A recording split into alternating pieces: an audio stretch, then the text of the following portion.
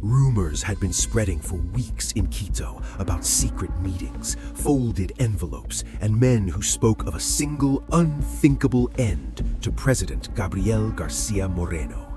It was 1875, and the capital of Ecuador lay at the axis of a political collision between a president who ruled in the name of God and order and a scattering of exiles, free thinkers, and liberal opponents who called his rule tyranny. This is not a tale of shadowy foreigners or fanciful cabals. It is a real, documented conspiracy rooted in the bitter politics of mid-19th century South America. García Moreno, a towering conservative who had remade Ecuador with the 1869 Constitution, had rebuilt state institutions around the Catholic Church, invited the Jesuits back, and crushed dissent with press bans and imprisonment. To many peasants and the clergy, he was a stabilizing father figure. To liberals, Masons, and exiled Republicans, he had become an existential threat to liberty. Letters, police reports, and contemporary newspapers show the slow tightening of a plot. Liberal leaders in exile fed networks of discontent.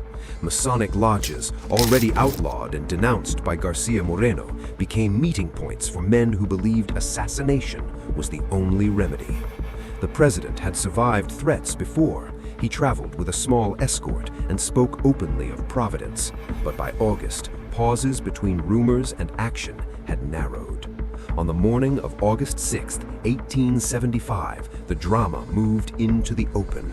As García Moreno approached the Carondelet Palace in the old colonial quarter, a group of conspirators emerged from the crowd. Faustino Rayo, later identified as the principal attacker, lunged. Contemporary accounts agree on the ferocity of the attack. Shots were fired, blades struck, and the president, devout, unrepentant, fell under the blows. For many observers at the time, the image of a president knelt in prayer moments before his death was symbolic. A clash of church and state played out in blood. What followed fed the conspiratorial imagination. The assassin was killed on the spot. Other participants were arrested, tried, and executed. Newspapers in Quito and across Europe filled columns with competing interpretations. Conservative papers denounced a Masonic plot, pointing to the long history of anti-clericalism among liberals. Liberal and exile presses argued that García Moreno's own policies, his censoring of speech, his suppression of opponents, had made violent resistance inevitable.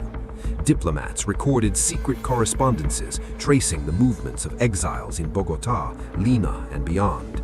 Historians since have pieced together a mosaic, a conspiracy that was less an elegant single conspiracy than a convergence of motives, political revenge, ideological war, and the opportunism of men who thought regime change required murderous action.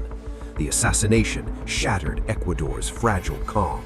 The man who had centralized power and tied the nation to the Vatican's authority was gone, and the vacuum unleashed factionalism, short-lived governments, and an era of instability that historians say set Ecuador's politics for decades.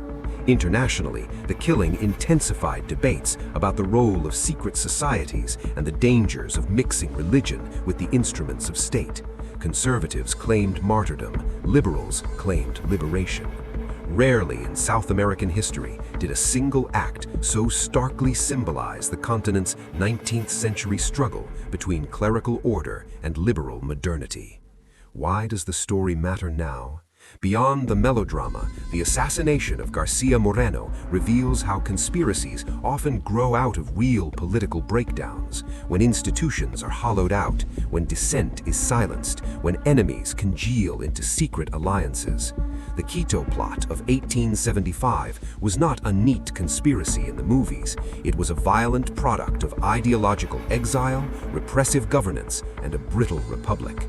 It remains a raw, well-documented episode, a reminder that in the politics of nations, rumor and grievance can sometimes, tragically, become a plan.